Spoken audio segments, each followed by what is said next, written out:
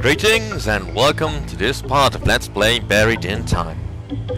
Alright, so we're in Mayan territory on a temple overlooking the land. That huge pyramid is the Castillo.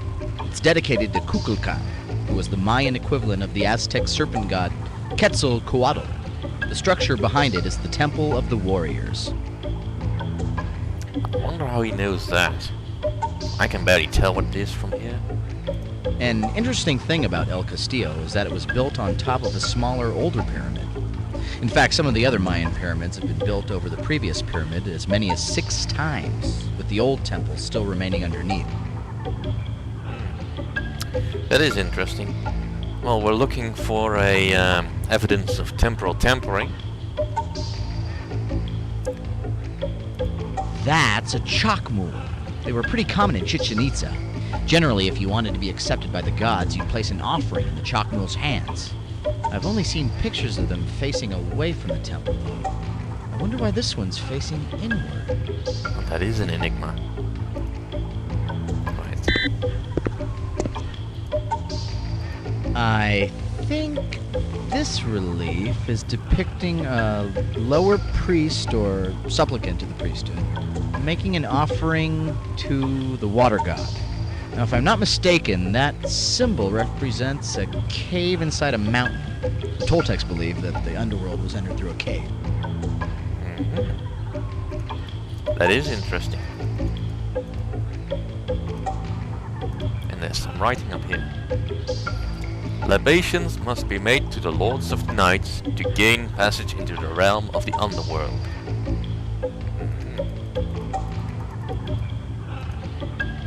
Those are Mayan hieroglyphs. They had a pretty sophisticated pictograph writing system. Unfortunately, my Mayan's a little rusty right now. Yeah, that's why I have the translation chip. That circular building is the Caracol, which means snail. The Maya built it as an astronomical observatory. They'd line up the sun and moon through rectangular slits in its walls to identify important days like the summer and winter solstices. Behind the observatory is the Casa De Las Monjas, or nunnery.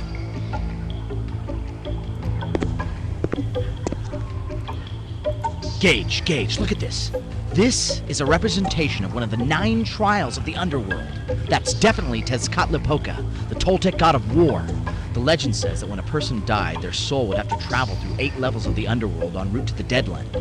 On each one, they'd have to pass a trial given by the god that ruled that level. After passing all of the trials, they'd be allowed into the Deadland, where they spend eternity without joy or suffering. That sounds like a dreary place. What does this say? A supplicant must prove his worth by passing the trials of the underworld. Right, that makes sense.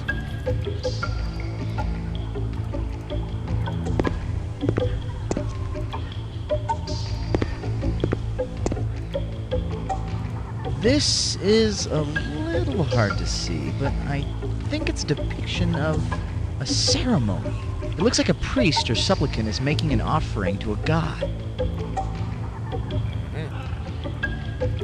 And this reads...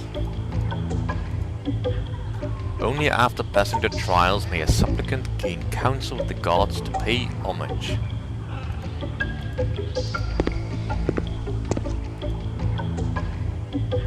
Well, here we have Mr. Smiley Face. Let's go into the temple.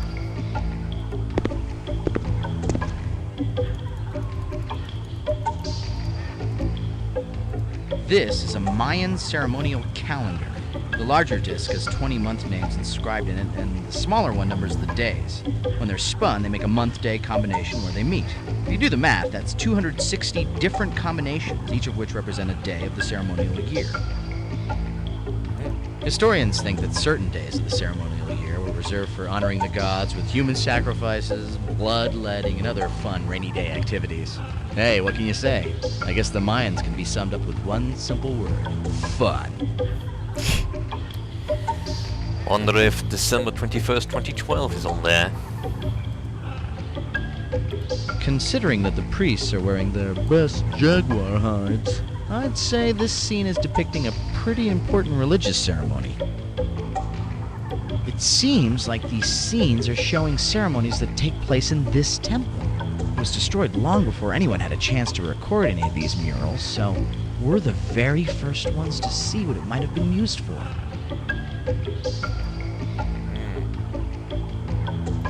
This is a list of some sort. I'm not sure what it represents, but each column seems to end with a date. Well, let's see what we can translate. Goddess of birth, 8 water. God of rain, 12 lightning. Goddess of purification, 1 flint. God of maize, 4 rabbit. God of wealth, 11 jaguar. Goddess of earth, 7 mountain. God of war, 7 obsidian, Kratos. God of fire, darn, 3 tree. God of death, 9 dog. You know, basically we just have to remember one of those. And I've already forgotten. Darn. And let's see. Ooh, what's this? A ceramic bowl. There's a blue substance in this boldly painted ceramic tripod bowl. What's the bloody arrow say, by the way? A simple arrow with a wrought iron tip. Not much help then. This looks like an ordainment ceremony. That guy with his head lowered is probably a supplicant to the priesthood who's just passed his rite of initiation. And what does this say? Homage must be paid to the 4 lords of night before the layman is allowed to touch the holy vessel of ordainment. The Chak Mul grants entrance to the underworld only on sacred days. Well, that's important. Alright, so we need a sacred day. Let's go with the Goddess of Purification. 1 flint. Let's see. Let's move this up. 1 flint. Ah, exactly right. Then we turn around and turn Arthur back on. Wait, is there anything up here? Ooh. The holy vessel contains the breath of Itzamna. To touch the holy vessel is to become a vessel of the word of Itzamna.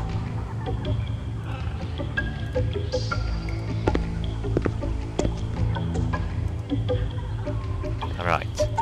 Now, since I know this game, I'd better save before I try anything stupid.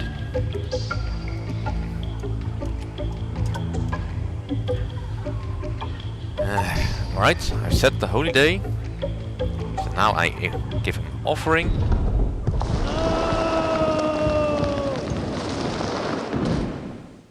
And don't fall on spikes. Which would happen if you didn't pick a holy day. I knew that archaeologists found a series of natural caverns underneath this pyramid, but I don't think anyone's ever been able to figure out what they were used for. The Maya believe that the underworld was entered through a cave, so it's a good bet that that's what this place represented to them. Judging from what we've seen, I'd say that this is some sort of proving grounds, probably for supplicants to the priesthood. And considering that their word for the underworld was Sibalba, which literally means place of fright, I'll bet this was no funhouse. More like a ghost house. As I recall, the Mayan heavens in the underworld were usually represented as a 13-step pyramid on top of an upside-down 9-step pyramid, with the earth as a flat plane in between. The 13 gods of the heavens ruled the daytime, and the 9 gods of the underworld the night. That's why they called them the Lords of the Night. Their heavens were pretty exclusive. Only certain people like sacrifice victims and children were let in. The underworld was for everyone else. Anyone that didn't get into heaven would have to make the journey through the 9 levels of the underworld to the Deadland, which was ruled over by the god of death. Well, there's no way up. Well, we're not getting out the way we came in. The opening of that shaft we fell down is at least 4 meters above us. I guess that's the idea. No other way but forward. I just hope there's another way out of here. Yeah, me too. That skeleton isn't exactly fresh. They've obviously been using these caverns for a long time. Either that or they left it here for foreshadowing. Well, he doesn't need a skull.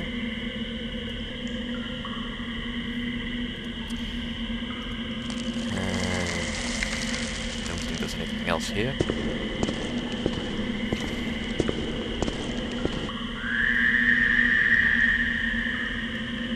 Ooh, a copper medallion. This Mayan medallion was likely worn during religious ceremonies. It's made of pure copper. Oh, that might be useful later. Let's explore this place a little bit more first.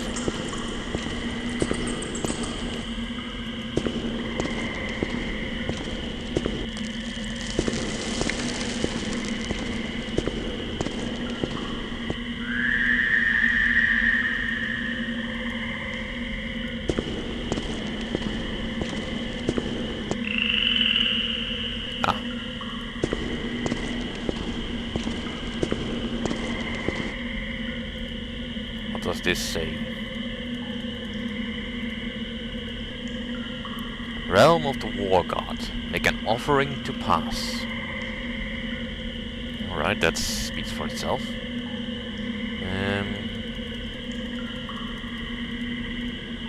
No comment from Arthur here. Well, if he wants War God, Bloody Arrow seems good enough an offering for me. You put your offering in this receptacle, the door closes, and it's taken by someone or something to be judged for its worthiness. I don't believe in magic or the powers of the gods, but it may be possible that there are acolytes living in alcoves within these walls, and all they do is collect the offerings and open the doors if they're good enough.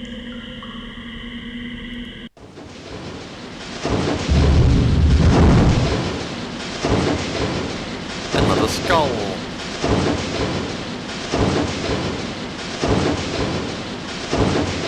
I don't like those sounds.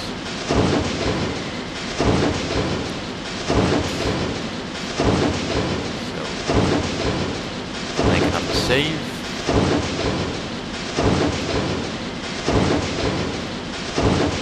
What does this do?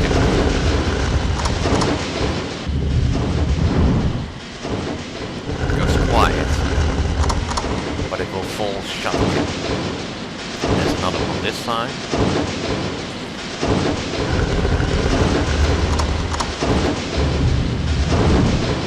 That sounded like it opened the door. Well, I do have something I can stuff in there.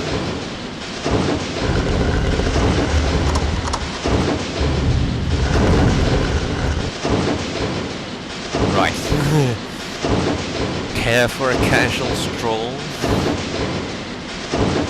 The mechanism for this thing must be impressive.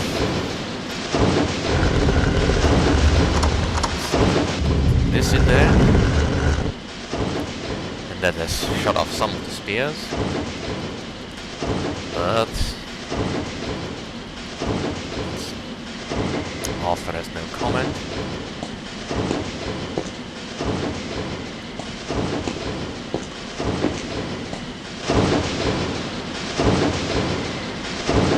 Well,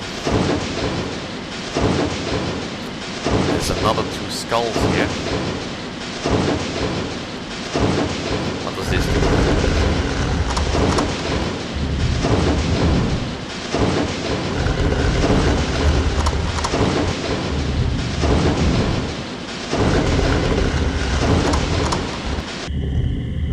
Right, that shuts off the spears.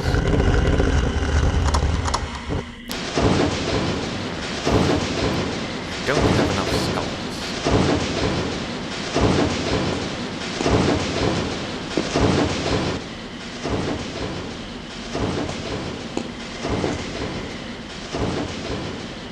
This guy doesn't have a skull.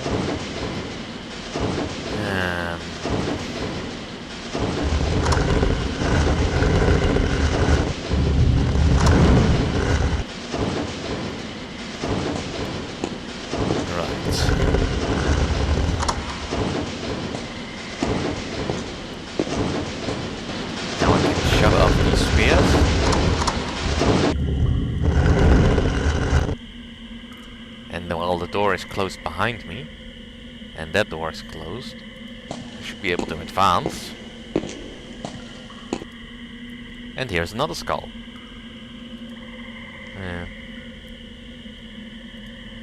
Yeah, this skeleton also has another copper medallion. If you don't pick it up earlier. But that's fine for now. Now...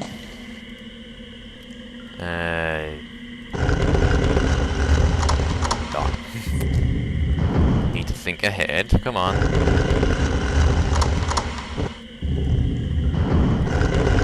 And again. Put the skull in. Has that opened the door? No, it has not. It has opened that door. But there's no way I can get to it and put the skull in. Actually, that doesn't matter much. I don't need those other spears shut off.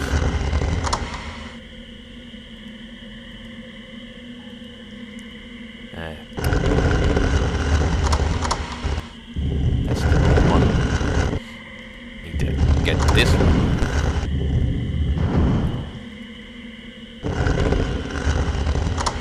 And that activates these spears again.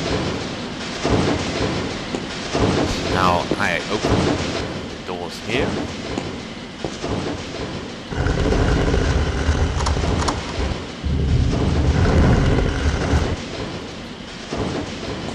And then I swap the skulls around in front.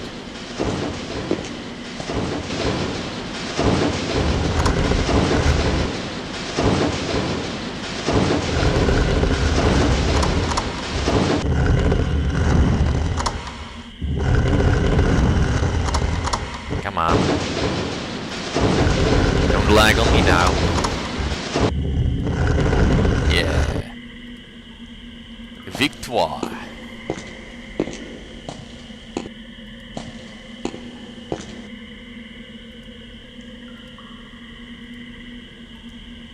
You know, I don't fully trust this area.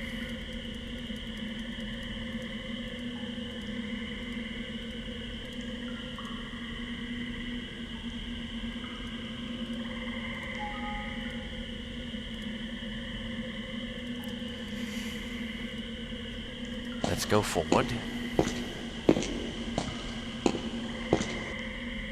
Tezcatlipoca was one of the most feared gods. His name means smoking mirror. They called him that because in addition to being a fierce warrior, he was also known for his pranks and illusions. Kind of the Mayan Doug Henning. What does it say? The war god Tezcatlipoca. What's this? The pyramid-shaped block of obsidian.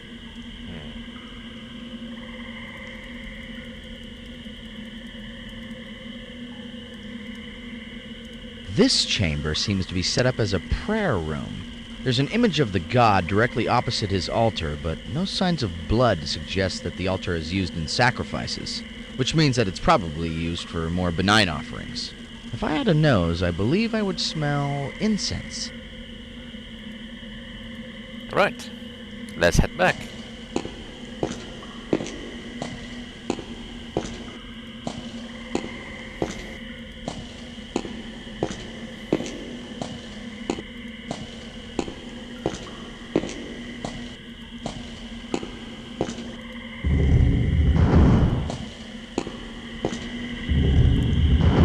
That's one trial done. Not files, interface. Dummy.